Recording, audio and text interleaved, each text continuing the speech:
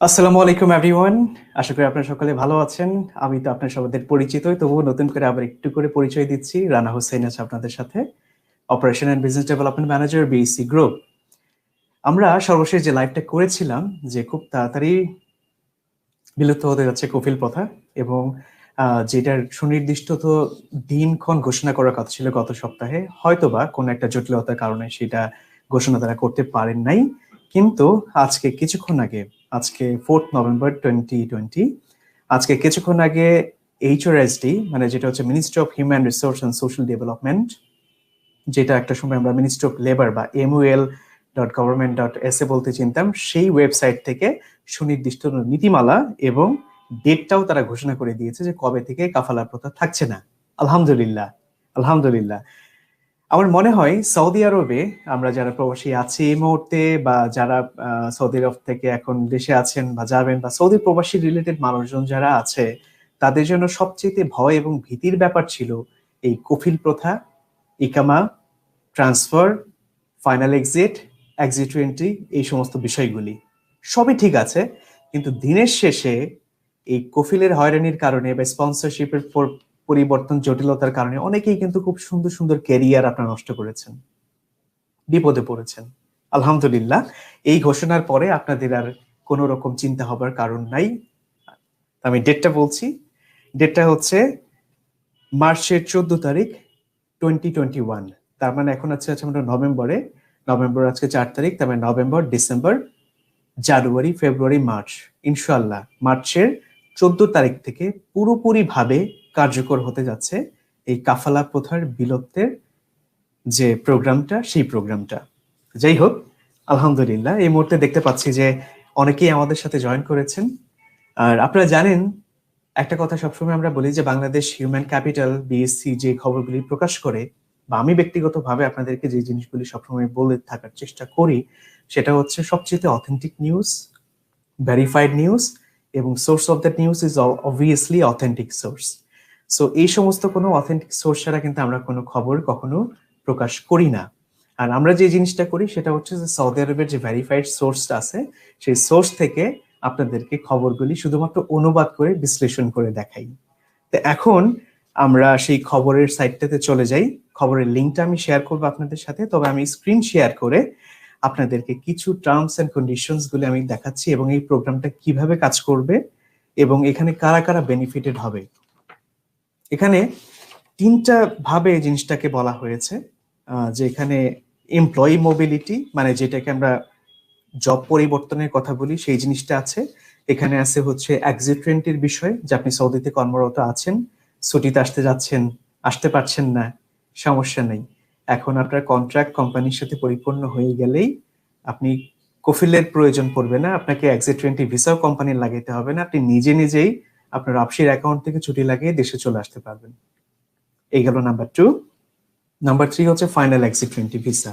So তিনটা জিনিস এই প্রোগ্রাম থেকে, তিনটা ভাবে আমাদের প্রবাসী ভাইরা বেনিফিটেড হবে। একটা হচ্ছে তাদের চাকরি পরিবর্তন, দ্বিতীয় হচ্ছে তাদের এক্সিট রেন্টি ভিসা, সৌদি থেকে বের হওয়া এবং প্রবেশ করার ভিসাটা, এবং ফাইনাল যে এক্সিট ভিসা আছে সেই জিনিসটা। এই তিনটা হচ্ছে মেইন জিনিস, আপনারা মাথায় রাখবেন। এখন আমি যে জিনিসটা আপনাদেরকে দেখাবো, সেখানে আপনারা আরো বেশি এটাকে ক্লিয়ার ভাবে বুঝতে পারবেন। আমি যে জিনিসটা এখন করব সেটা হচ্ছে, আমি আপনাদেরকে একটু ছোট্ট করে খবরের লিঙ্কটা স্ক্রিন শেয়ার করে দেখাবো, এবং আপনাদের সাথে আমি ট্রান্সলেশন করে জিনিসটা পড়বো। আশা করি তাতে করে আপনারা জিনিসটা বুঝতে পারবেন।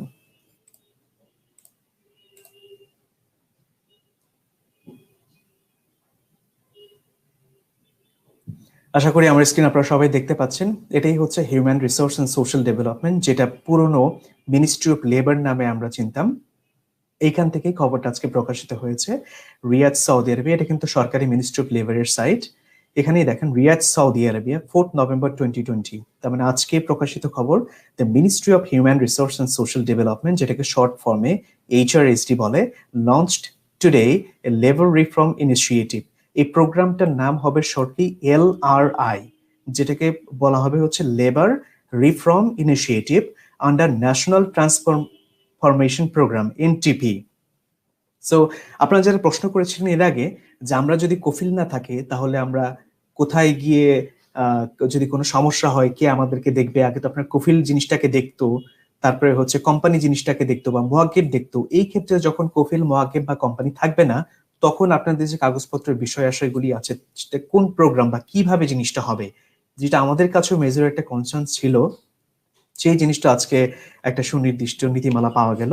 সেটা হচ্ছে সৌদি সরকার, মানে সৌদি লেবার মিনিস্ট্রি এই যে প্রোগ্রামটা করেছে, লেবার রিফর্ম ইনিশিয়েটিভ, যেটাকে শর্ট ফর্মে LRI বলা হয়, এই LRI প্রোগ্রামের মাধ্যমে আপনারা সমস্ত কিছু করতে পারবেন। দেখেন এখানে লেখা আছে, LRI allows job mobility and regulates exit and re-entry visa issuance। তার মানে হচ্ছে এই LRI আপনাকে চাকরি পরিবর্তনে, আপনার জব পরিবর্তনের জন্য যে নিয়ম কানুনগুলি আছে সেই জিনিসগুলি রেগুলেট করবে। এক্সিট রি-এন্ট্রি ভিসা ইস্যুয়েন্সের যে নীতিমালাগুলি আছে সেইগুলি তারা আপনাকে বলে দিবে। and it applies to all expatriate worker in the private sector and include specific control measures put in place to take account right of both parties and contractual relationship। এখন কথা আছে যে সবসময় তো আমরা এরকম কোনো কিছু দেখে এসেছি যে কোম্পানি বা কফিলের মাধ্যমে কর্মীরা বিভিন্ন সময় বিভিন্নভাবে বৈষম্যের শিকার হয়ে পড়তো। কিন্তু এখন এই জিনিসটা হবার পরে যদি এমন হয় যে কর্মীর মাধ্যমে কোম্পানি কোনো রকম বৈষম্যের শিকার হচ্ছে, বা একদিন 1 মাস কাজ করলো 2 মাস কাজ করবে না, এরকম যদি কোনো একটা ইয়ের মধ্যে ঝামেলা সৃষ্টি হয়, তো সেই ক্ষেত্রে LRI জিনিসটা এনশিওর করবে যে কর্মীরা কোম্পানিতে ঠিকমতো কাজ করছে কিনা, বা কোম্পানির সাথে কর্মীদের সাথে যে সুসম্পর্কটা থাকা দরকার সেই সুসম্পর্কটা আছে কিনা, এবং সবকিছু ঠিকঠাক মতো হচ্ছে কিনা। বোথ পার্টিস বলতে এখানে কোম্পানির কথাও বলা হয়েছে এবং কর্মীদের কথাও বলা হয়েছে, যে তারা দুইটা দিকের স্বার্থকেই রক্ষা করে চলবে, যেন দুইজনই খুব সুন্দরভাবে এই সুযোগটার যে সুবিধাগুলি আছে, এই প্রোগ্রামের যে সুবিধাগুলি আছে, এইটা তারা যেন বেনিফিটেড হতে পারে। এখন হচ্ছে সেই মোস্ট ওয়েটেড নিউজ, যে কবে থেকে জিনিসটা কার্যকর হচ্ছে। সবারই একটাই প্রশ্ন ছিল যে ভাই কবে থেকে কার্যকর হচ্ছে, যদি নাই জানেন তাহলে লাইভ করে লাভ কি।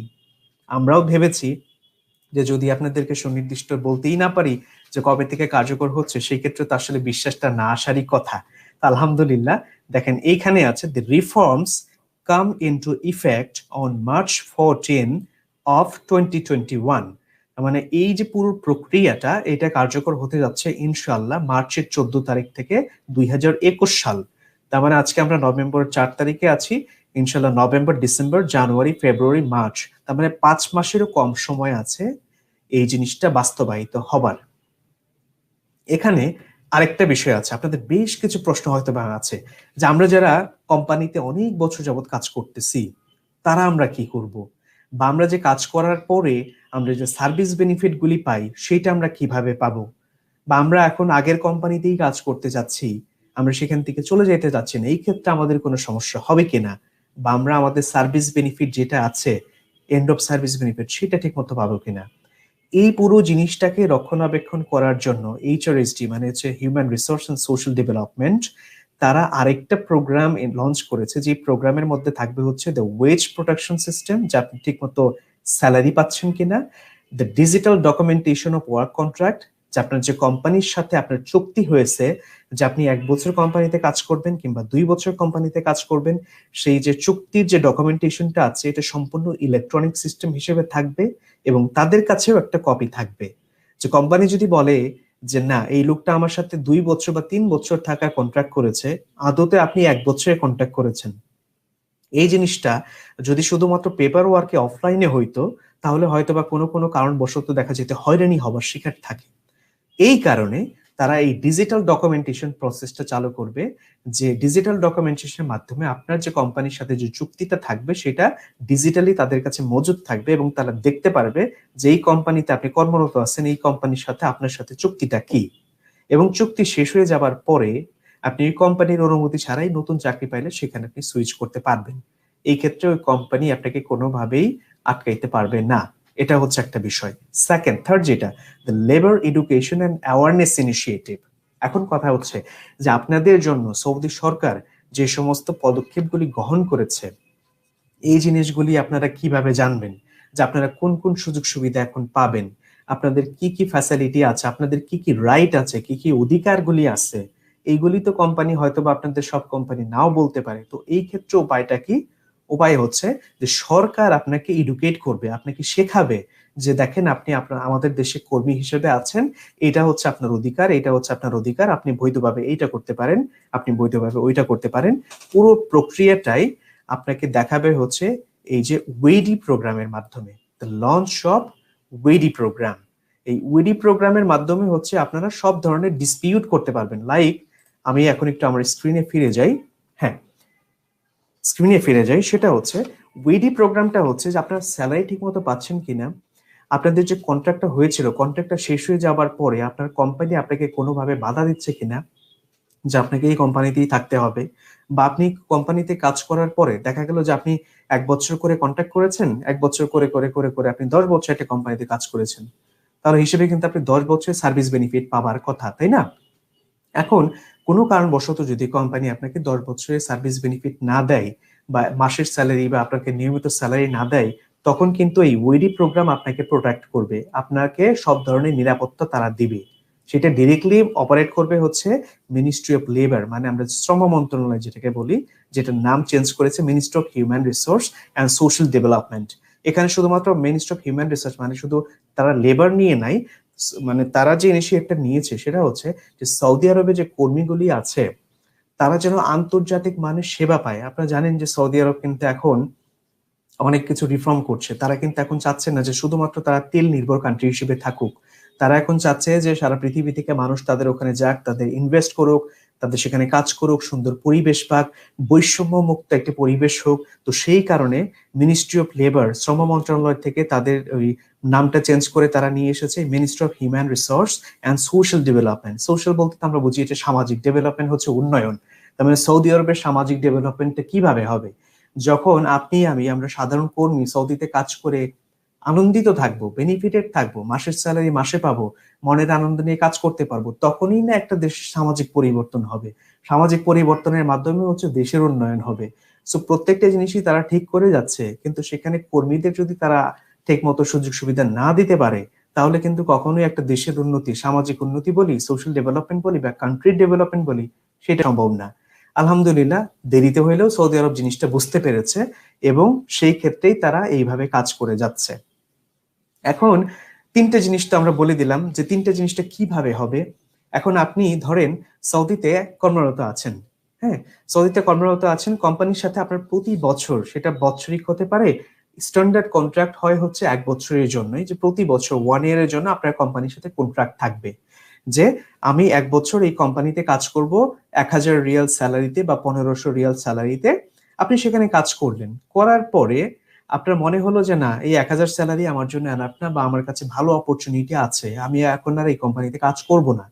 আগে যেটা হইতো যে আপনি অনেক অভিজ্ঞ, অনেক কিছু জানেন শুনেন, এখন আপনার সেই 1000 রিয়াল স্যালারি আপনি যোগ্য না, আপনি আরো বেশি স্যালারির যোগ্য, সেই ক্ষেত্রে কোম্পানি আপনাকে ছাড়তো না, যে না তুমি আমার লোক, তোমার কাফালা কফিল স্পন্সর আমি, তোমার ইকামা করে দিচ্ছি আমি, সো তোমাকে আমার কাছেই থাকতে হবে, 1000 রিয়াল স্যালারিতেই কাজ করতে হবে। তো সেই ক্ষেত্রে আমাদের যারা কর্মী ভাইরা ছিল তাদের কোনো অপশন ছিল না। অপশন একটাই ছিল যে তাদেরকে ছুটিতে মানে একেবারে চলে আসতে হইতো, আবার এসে তাদের নতুন করে আবার ভিসা করে নানান ভাবে আবার তাদেরকে যেতে হইতো। অনেকে যেতে পারতেন, আবার অনেকে সাহস করে এই পদক্ষেপটা নিতেন না, যে আমি বাংলাদেশে গেলে আবার নতুন করে মেডিকেল করতে হবে, ভিসা নিতে হবে, আমি কি আদৌ আবার সৌদি আরবে ব্যাক করতে পারবো কিনা, এটা কি পসিবল কিনা, নানান রকমের বাধ্যবাধকতা ছিল। কিন্তু এখন আল্লাহর রহমতে আপনাদের এরকম কোনো বাধ্যবাধকতা থাকবে না। এখন আপনারা আপনাদের কর্মদক্ষতা অনুযায়ী, এক্সপিরিয়েন্স অনুযায়ী ভালোভাবে ভালো চাকরির অফার পেলে সুন্দর করে আপনার যে এগ্রিমেন্টের সময়কাল আছে ওইটা শেষ করে চলে যেতে পারবেন। এই ক্ষেত্রে কফিল বা আপনার কোম্পানি কোনোভাবেই আপনাকে বাধা দিতে পারবে না, এবং এটা হবে সম্পূর্ণ ইলেকট্রনিক ওয়েতে, এখানে কোনো মানুষের ইন্টারফারেন্স থাকবে না। এটা হচ্ছে নাম্বার 1 বেনিফিট। নাম্বার 2 বেনিফিট যেটা, সেটা হচ্ছে যে যদি আপনারা ছুটিতে আসতে যাইতেন, ছুটিতে যাওয়ার সময় দেখা গেল কফিলের কাছে 6 মাস 1 বছর ধরে ধর্ণা দিয়ে থাকতে হইতো, দেখা গেল ছুটি লাগাইতে 100 কিংবা 200 রিয়াল লাগতো, অনেকে আছে কফিল 1500 রিয়াল করে নিত, কোম্পানি নিত, মুয়াক্কিবদেরকে চা খাওয়ার পয়সা দিতে হইতো। আলহামদুলিল্লাহ, এখন আপনাকে এই সমস্ত কোনো কিছুই করতে হবে না। কোম্পানির সাথে আপনার 1 বছরের চুক্তি শেষ, আপনি চাচ্ছেন যে নতুন চুক্তি করার আগে, বা আপনি আগে থেকেই চুক্তি নির্ধারণ করলেন যে আমি নতুন একটা কোম্পানিতে জয়েন করব, কিন্তু তাদের সাথে বললেন যে ভাই আমি 1 মাসের জন্য ছুটিতে যাচ্ছি, আমি ফেব্রুয়ারিতে তোমার সাথে জয়েন করব। আপনি ডিসেম্বরে কাজ শেষ করে চলে আসলেন, জানুয়ারি আপনি ছুটি কাটাইলেন, ফেব্রুয়ারি থেকে নতুন কোম্পানিতে জয়েন করলেন, আপনার কফিল আপনি নিজেই। সো এক্সিট 20-তেও আপনাকে কেউ বাধা দিতে পারবে না। ফাইনালি হচ্ছে ফাইনাল এক্সিট। আপনি ফাইনাল এক্সিটও যখন আসবেন, তখন আপনার কন্ট্রাক্টটা শেষ হয়ে যাওয়ার পরে আপনি ফাইনাল এক্সিটের জন্য আবেদন করতে পারবেন, এবং পুরো প্রক্রিয়াটাই এখানে লেখা আছে যে পুরো প্রক্রিয়াটা হবে হচ্ছে স্মার্টফোন অ্যাপ্লিকেশনের মাধ্যমে। আপনার কম্পিউটার নেই, কোনো সমস্যা নেই, আপশেট তো সবাই ইউজ করতে পারেন, সবারই বোধহয় এখন ফিঙ্গারপ্রিন্ট আপডেটেড আছে। কারণ ফিঙ্গারপ্রিন্ট আপডেটেড না থাকলে আপনি ইকামা রিনিউ করতে পারবেন না, অনেক কিছুই করতে পারবেন না, এক্সিট 20 ভিসা হবে না। সো বৈধ যারা আছেন ইনশাআল্লাহ সবারই তো আপসের অ্যাকাউন্ট আছে, ফিঙ্গারপ্রিন্ট আছে, আপসের অ্যাকাউন্ট থেকে গিয়ে আপনি সমস্ত কাজকর্ম করে আসতে পারবেন। তবে এখানে ছোট্ট করে লেখা আছে যে this 3 service will be available to the public through the smartphone application Absher and QWIY portal of HRSD, মানে human resource and social development.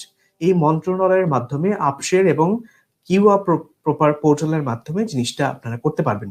এবং এখন প্রশ্ন হচ্ছে যে আপনি ধরেন কোম্পানির সাথে কাজ করেন, ফাইনাল এক্সিট 20 চলে আসলেন, এখানে একটা বিষয় তো থাকতে পারে যে কোম্পানি আপনার কাছে পাওনা থাকতে পারে, কোন রকম আর্থিক লেনদেন আপনার কোম্পানির সাথে থাকতে পারে।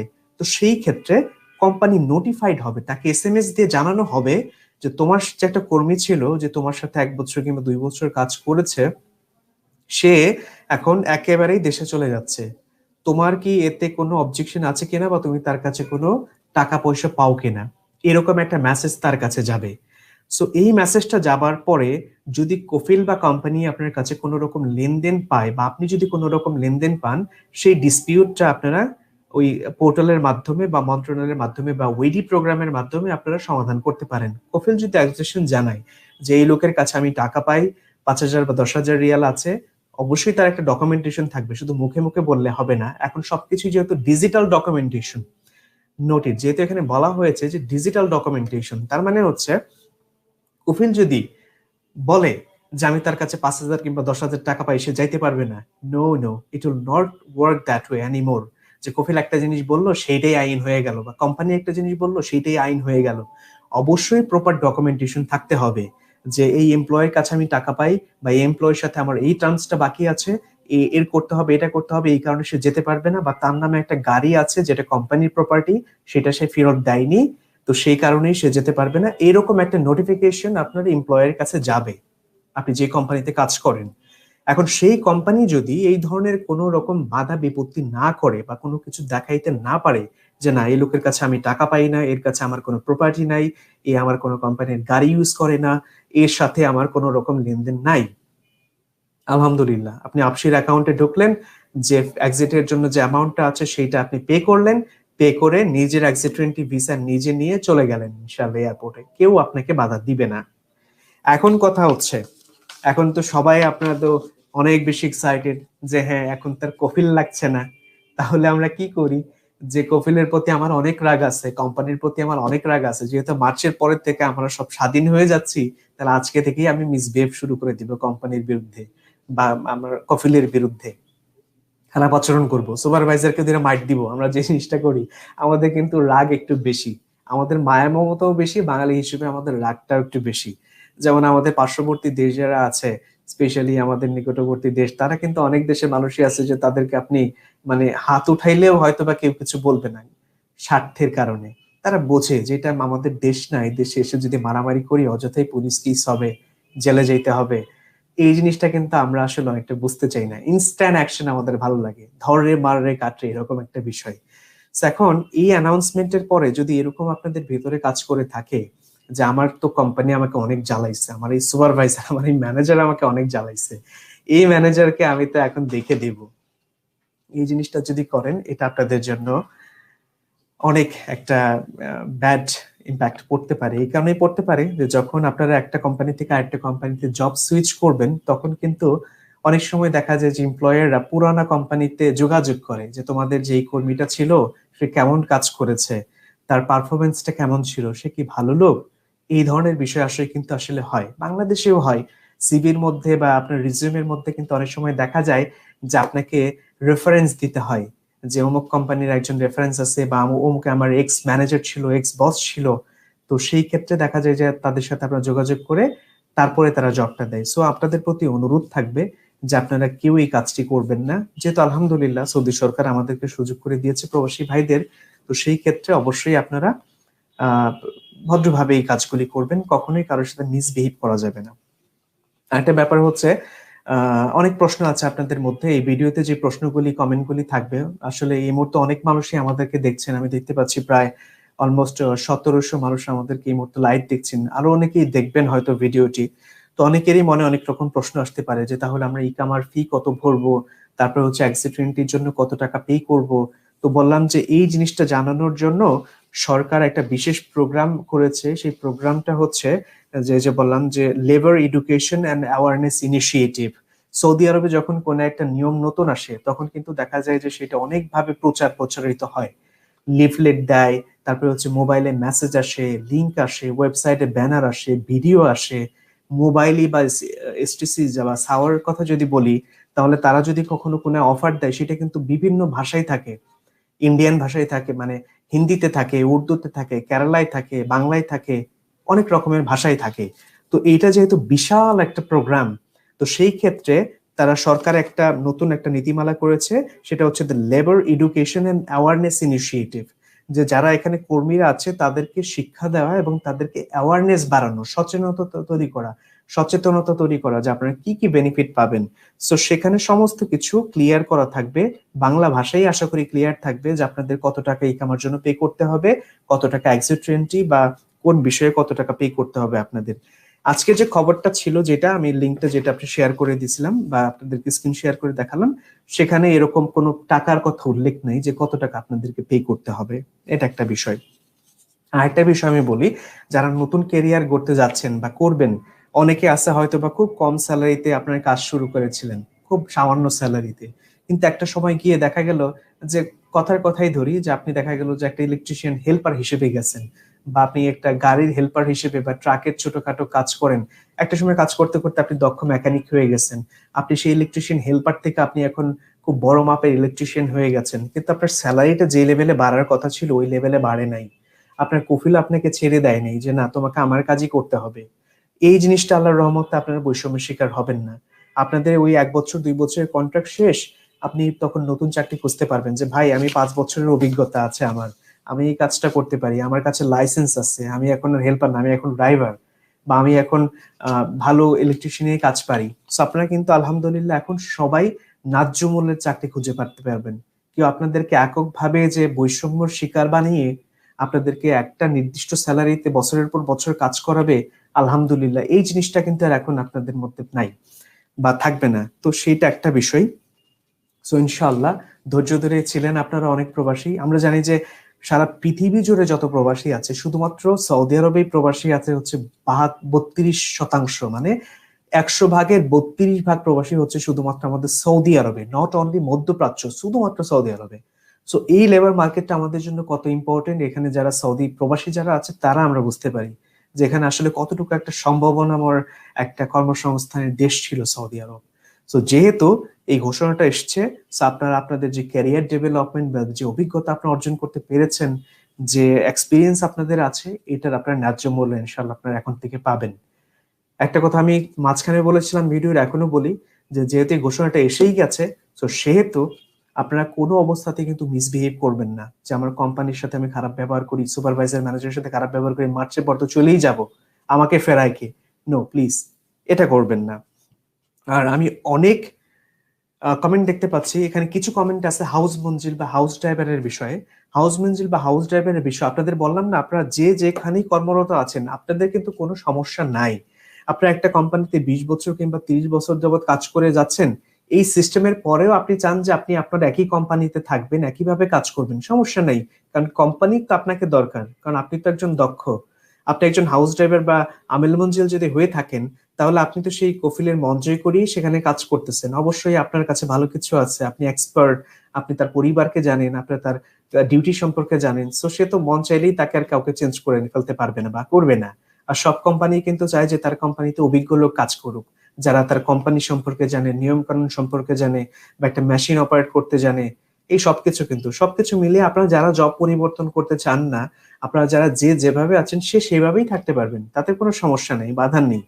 হ্যাঁ, কিন্তু যারা চান নাই, যারা বিপদে পড়েছিলেন, তাদের জন্য একটা এক্সট্রা রাস্তা খুলে গেল। এখন সেই ক্ষেত্রে প্রশ্ন আসতে পারে যে আমরা আমিল মঞ্জিল বা হাউস ড্রাইভার ছিলাম, তাহলে এখন ব্যাপারটা তাহলে কি হবে, আমাদের তো কফিল তারা ওইটা নাই। সমস্যা নাই, আপনার কফিল আপনাকে টাকা দিবে, আপনি আপসের অ্যাকাউন্ট তো আপনার আছেই, সেই আপসের অ্যাকাউন্ট থেকে আপনি আপনার ইকামা রিনিউ করাই নিলেন, টাকাটা কফিলই দিল, আগেও তো কফিলই দিত তাই না? এখন সেটা হচ্ছে আপনার অ্যাপ্লিকেশনের মাধ্যমে দিল। বা আপনি যদি জিনিসটা না বোঝেন, তাহলে দেখা গেল যে আপনার কফিল আপনাকে হেল্প করে দিতে পারে যে তোমার, হ্যাঁ তোমার ফোনটা দাও, ফোনটা দিয়ে সে দেখা গেল যে আপনার ব্যাংক অ্যাকাউন্ট থেকে বা তার অ্যাকাউন্ট থেকে আপনার আপসির অ্যাকাউন্টে টাকা ট্রান্সফার করে আকামা রিনিউ করে দিচ্ছে, তাতে কোনো বাধা নেই। বুঝতে পারছেন যে আপনারা যে যে প্রফেশনে আছেন, যে পেশাতে আছেন, যে কোম্পানিতে আছেন, আপনার সেই পেশায় সেই কোম্পানিতে সেই কাজই করতে পারবেন, তাতে কোনো বাধা নেই, সেটা চলমান প্রক্রিয়াতেই চলবে। কিন্তু শুধুমাত্র আপনার কফিলটা ওই লোক বা ওই কোম্পানি থাকবে না, আপনি নিজে হয়ে যাবেন এবং আপনার নিজের কাছে কন্ট্রোল চলে আসবে যে আপনি আপসির অ্যাকাউন্টে টাকা ভরে আপনি নিজের কাজ নিজেই করতে পারবেন। টাকাটা কে দিবে? অবশ্যই কোম্পানি বা কফিল দিবে, আগে যেভাবে আসতো সেইভাবেই আসবে। যদি আপনি ফ্রি ভিসা, অনেকে আছেন ফ্রি ভিসার টাকা তো আপনাকে নিজেকেই পে করতে হইতো, অনেকে আছেন, তা আপনারা নিজেরাই এখন আপসির অ্যাকাউন্ট থেকে করবেন, ওই কফিলের মাধ্যমে জিনিসটা করাইতে হবে না। আর কোম্পানি বা স্পন্সরের মাধ্যমে যদি থাকে, ওই কোম্পানি আপনার ব্যাংক অ্যাকাউন্টে টাকা জমা করিয়ে বা আপনার ইকামাত নাম্বারে অনুযায়ী টাকা জমি করে, আপনি তো জানেন যে ইকামা রিনিউ কিভাবে হয়। আপনি গভর্নমেন্ট সার্ভিসে গেলে যে কোনো ব্যাংকের অ্যাকাউন্ট থেকে গভর্নমেন্ট সার্ভিস সিলেক্ট করলেই ওখানে অনেক অপশন চলে আসে যে আপনি কি ড্রাইভিং লাইসেন্স নবায়নের জন্য টাকা জমা দিবেন কিনা, নতুন লাইসেন্স ইস্যুর জন্য টাকা জমা দিবেন কিনা, ছুটির জন্য টাকা জমা দিবেন কিনা, এরকম বিভিন্ন রকম অপশন থাকে। তো ওখানে ইকামা নবায়ন বা ইকামা এক্সটেনশন বা রিনিউয়াল বলে আপনি টাকাটা সিলেক্ট করে জমাতে দিলেন, আপনার আইডিতে জমা হয়ে গেল, আপসির অ্যাকাউন্টে প্রবেশ করলেন, প্রবেশ করে ওইখান থেকে আপনি ইকামার কতদিনের জন্য রিনিউ করবেন, 1 বছর না 2 বছর, আপনি করে ফেললেন।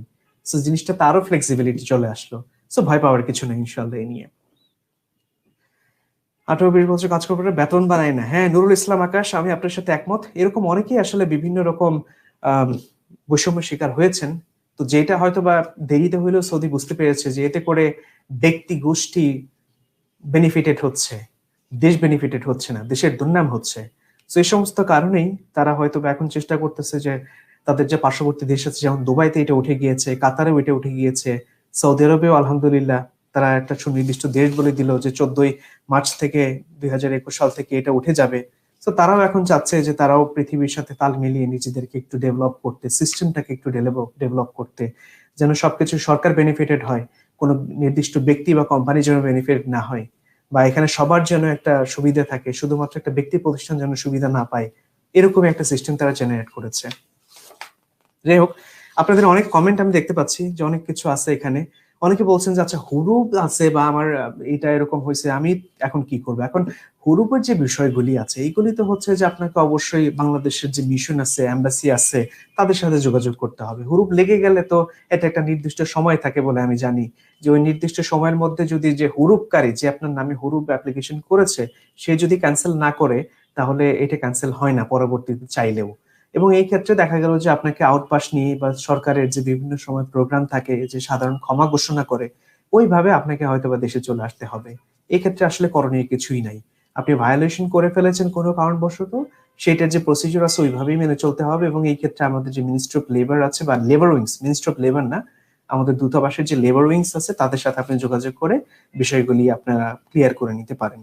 এবং আরেকটা কথা যেটা আমি বলছিলাম, যে আপনারা তো ইনশাল্লাহ, যে একটা ভাই একটা কমেন্ট করছিল, আমি আসলে সব কমেন্ট দেখতে পারিনি, আমি চেষ্টা করব সব কমেন্ট গুলি এখন পড়ে পড়ে দেখতে, মানে সময় করে। ওখানে যে সমস্ত পয়েন্ট গুলো আমার কাছে মনে হবে যে গুরুত্বপূর্ণ বা আমার এটা নিয়ে আরেকটা লাইভ করা উচিত, আমি সেই বিষয়গুলি নিয়ে হয়তো বা আবার সামনের সপ্তাহে বা একটা নির্দিষ্ট সময় পরে আবার লাইভ করে আপনাদেরকে প্রকাশ করে দিব বা ক্লিয়ার করে দিব। এটা একটা বিষয়। আর ওই যে একটা ভাই কমেন্ট করেছিলেন যে ভাই 10, 15, 20 বছর যাবত কোম্পানিতে কাজ করছি কিন্তু কোনো পরিবর্তন হয় না, এক্সকিউজ মি, স্যালারি যেমনটা তেমনই থেকে যায়। আলহামদুলিল্লাহ, যখন আপনারা এই ব্যাপারে একটা ভালো একটা আপনারা বেনিফিট পেয়ে যাবেন ইনশাল্লাহ, যে আপনাদের এই স্যালারি আর কেউ আটকাইতে পারবে না, আপনারা দক্ষ, তো আপনারা দক্ষ স্যালারি পাবেন ইনশাল্লাহ। এবং আপনারা জানেন যে আমরা বিভিন্ন সময় প্রবাসীদের জন্য বিভিন্ন কার্যক্রম করে আসছিলাম। এই ঘোষণার আগে থেকেও আমরা ওই করোনার সময় যারা চাকরি হারিয়েছিলেন, অনেকে দেখা গেল কফিল বলেছে যে তোমরা চাকরি খুঁজে নাও, তো চাকরি তো তাদের কাছে নাই, তারা তো ঘরে ঘরে দুয়ারে দুয়ারে গিয়ে খুঁজতে পারবে না চাকরি। তো যেহেতু আলহামদুলিল্লাহ আমরা অনেক কিছু জানি শুনি বা অনেক এমপ্লয়ার আমাদের কাছে নক করে যে তোমাদের কাছে দক্ষ লোক আছে কিনা, আমরা চেষ্টা করেছিলাম বা এখন করে যাচ্ছি যে সৌদি আরবের প্রবাসী ভাই যারা আছেন তাদের দক্ষতা অনুযায়ী তাদেরকে বিনামূল্যে কাজের কর্মসংস্থানের ব্যবস্থা করে দেওয়া।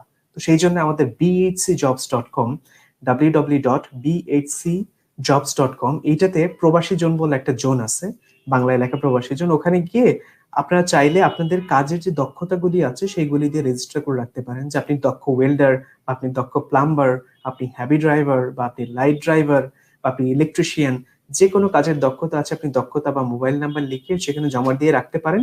সেটা একটা সুনির্দিষ্ট ডাটাবেজ আমাদের কাছে থাকবে।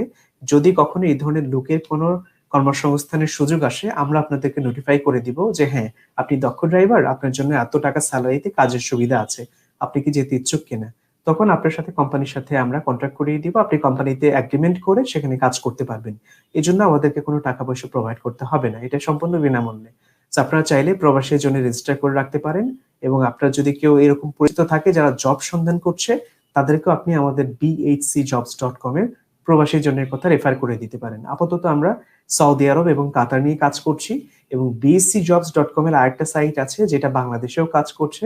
So job seeker around the world, not only around the world এখন হতে পারিনি, দোয়া করবেন। শুধুমাত্র কাতার এবং সৌদি এবং বাংলাদেশ মার্কেট, এই তিনটা মার্কেট নিয়ে আমরা কাজ করছি। আমাদের সাথেই থাকবেন ইনশাআল্লাহ। যে কোনো পরামর্শের জন্য আমরা তো আছি, বাংলাদেশ হিউম্যান ক্যাপিটাল আছে, বিএইচসি গ্রুপস আছে, এবং আমি রানা ভাই, আপনাদের প্রবাসী ভাই, আমি তো সবসময় আপনাদের সাথে আছি। তো আপনাদের যে যে বিষয় জানার দরকার ছিল বা আছে সেগুলি কমেন্ট করে জানাবেন, এবং ইনশাআল্লাহ আমি চেষ্টা করব পরবর্তী লাইভে এই পয়েন্টগুলি আপনাদেরকে ক্লিয়ারিফাই করে দেওয়ার জন্য, এবং এই ব্যাপারে হয়তোবা বিস্তারিত আলোচনা করার জন্য। সো ভালো থাকবেন সবাই, সকলের সুস্বাস্থ্য কামনা করে আজকের লাইভটা আমি এখানেই ইতি টানছি। সবার কমেন্ট পড়তে পারলাম না, অনেক কমেন্ট ছিল, আমি এগুলি সময় করে পড়ে পড়ে গুরুত্বপূর্ণ বিষয়গুলো নিয়ে আবার লাইভ করবো ইনশাআল্লাহ। ভালো থাকবেন, আমাদের জন্য দোয়া রাখবেন। আল্লাহ হাফেজ, আসসালামু আলাইকুম।